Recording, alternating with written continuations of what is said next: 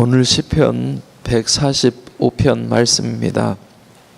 이제 5장이 남았습니다. 145편에서부터 150편 말씀까지는 찬송시입니다. 우리가 바쁘게 일하며 살다 보면은 나도 모르게 하나님을 망각하고 살 때가 있습니다. 나 혼자의 힘으로 아둥바둥 애쓰면서 일 저 일로 바쁘고 분주해서 마음도 지치고 몸도 지치고 또 어떨 때는 괴로울 때도 있고 어느새 주저앉아서 비관하고 허물어져 있는 모습을 발견할 때도 있습니다. 자신을 그렇게 보면은 고통스럽고 아플 때가 있어요. 오늘 다윗은 변함없이 하나님을 기억하고 매일같이 하나님 앞에 나와서 찬양합니다. 왕이신 나의 하나님, 내가 주를 높이며 영원히 주의 이름을 송축하리이다 라고 찬양합니다.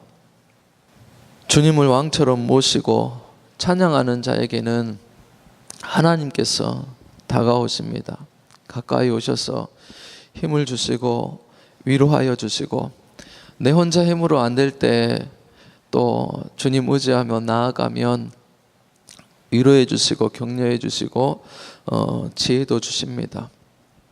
나는 나의 삶 속에서 정말 하나님을 기억하고 또 그 은혜를 기억하고 감사하면서 살아가는지, 오늘 다윗처럼 매 순간순간 왕이신 하나님을 바라보면서 그분을 높이고 찬송하며 살아가는지 나의 마음과 생각을 돌아보아야 되겠습니다. 하나님 통치를 받고 내가 말씀으로 인도받고 있는지, 또 하나님 지금 나와 함께 계시고 내가 힘들든지 기쁘든지 상관없이 하나님의 통치 가운데, 섭리 가운데, 경륜 가운데 내가 살아있다고 확신히 믿는다면 바로 하나님 나라가 실제적으로 내 삶에, 내 마음에 와 있는 것이 됩니다. 또 내가 다스림 받고 있는 것이 됩니다. 그래서 하나님 앞에 내가 겪는 모든 것들이 하나님의 섭리고 인도라고 생각하면은 그것이 힘들거나 어렵지 아니하고, 또 이것도 협력하여 선을 이루어 주실 줄 믿기 때문에 믿음으로 더 의지하며 나아갈 수가 있습니다. 2절에 3절에 보니까는 내가 매일 주를 찬양하며 영원히 주를 찬양하겠습니다 라고 말합니다. 매일 주를 찬양한다라고 말해요. 바쁜 날도 슬픈 날도 괴로운 날도 날마다 잊지 않고 주를 찬양하겠다라고 말해요. 건강하든지 아프든지 내 환경과 형편과 조건이 어떠하든지 또 주변의 사람들이 뭐라 하든지 변함없이 주님을 높이고 찬송하겠다라고 다윗은 그렇게 고백하고 있는 것입니다.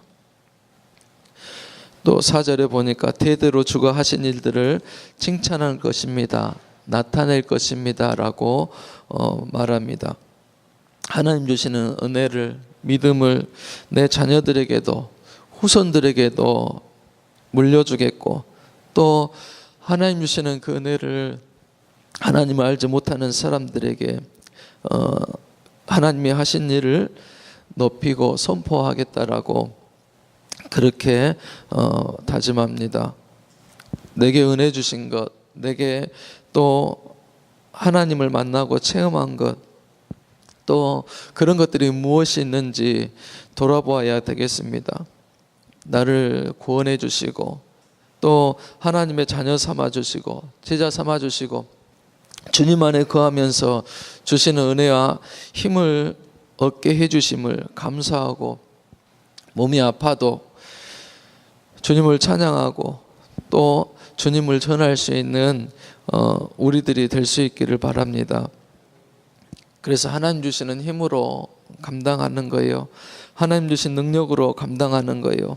그리고 삶 속에서 어떻게든 하나님의 그 구원의 기쁨과 즐거움을 찾고 찬양하면서 회복하는 우리가 될 수 있기를 바랍니다. 13절 이하의 말씀 보면 하나님의 궁극적인 목적이 있어요. 하나님 백성을 향한. 그것은 바로 하나님의 사람을 세우는 것입니다. 하나님의 나라를 견고하게 세우시는 것입니다. 영원히 그 나라를 다스리는 것입니다. 그리고 하나님과 관계를 맺고 하나님의 통치를 받는 것입니다. 하나님은 우리를 구별해 주셨어요.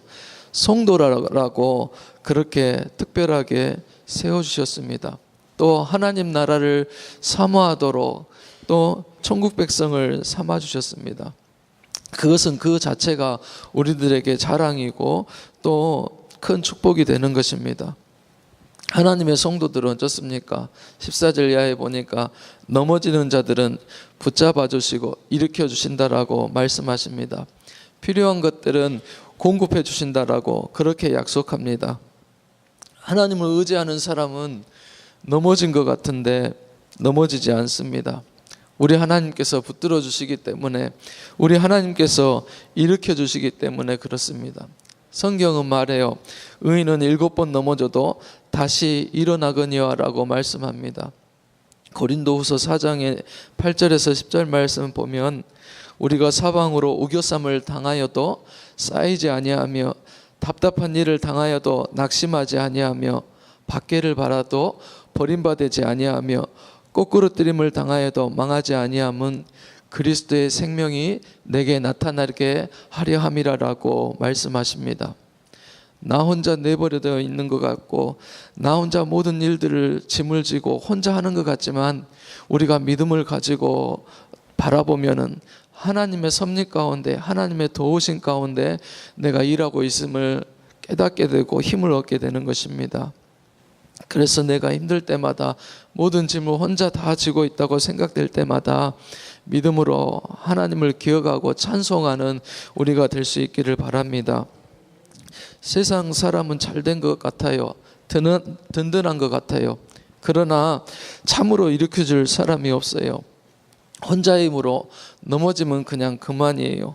그러나 우리 하나님의 사람들, 성도들은 반드시 돕는 분이 계시다는 것을 꼭 기억해야 될 줄로 믿습니다.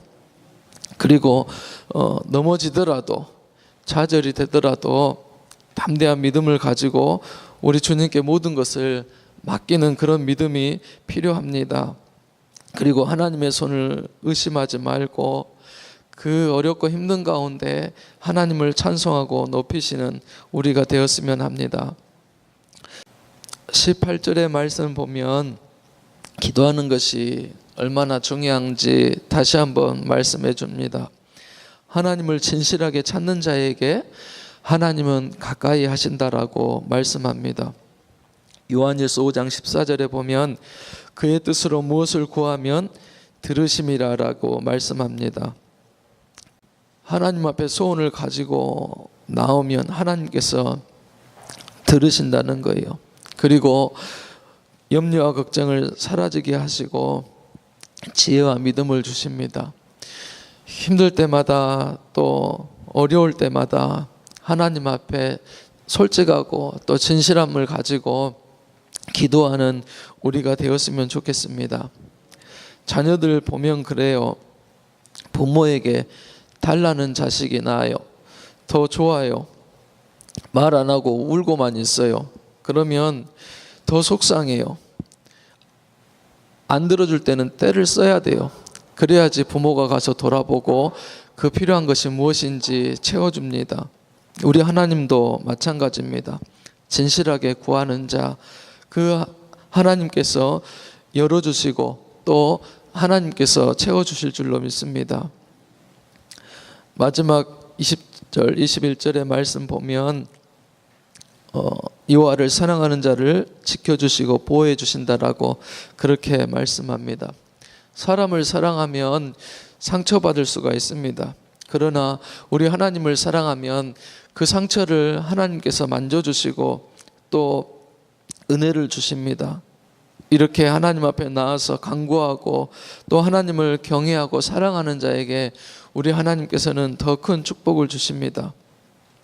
다윗은 마지막에 더 큰 목소리로 여호와를 찬양할 것이고 그의 거룩한 이름을 찬양하게 될 것이다 라고 모두가 찬양하게 될 것이다라고 그렇게 말합니다. 오늘 하루 우리의 입술로 또 하나님의 영광을 노래하고 찬양하는 그런 입술이 될 수 있기를 바랍니다. 특별히 시편의 마지막 5장을 보는데 계속해서 찬양의 말씀을 주십니다. 삶의 환경이 어렵지만은 힘들지만 믿음의 눈으로 하나님 일하시는 것들을 보고 또 왕이신 하나님을 내 속에서도 높이고 고백하며 찬양하면서 찬양 중에 가까이 오시는 하나님, 내가 기도할 때 가까이 오시는 하나님으로 기뻐하고 또 승리하시는 우리 모두가 될 수 있기를 주님의 이름으로 소원합니다. 기도하시겠습니다.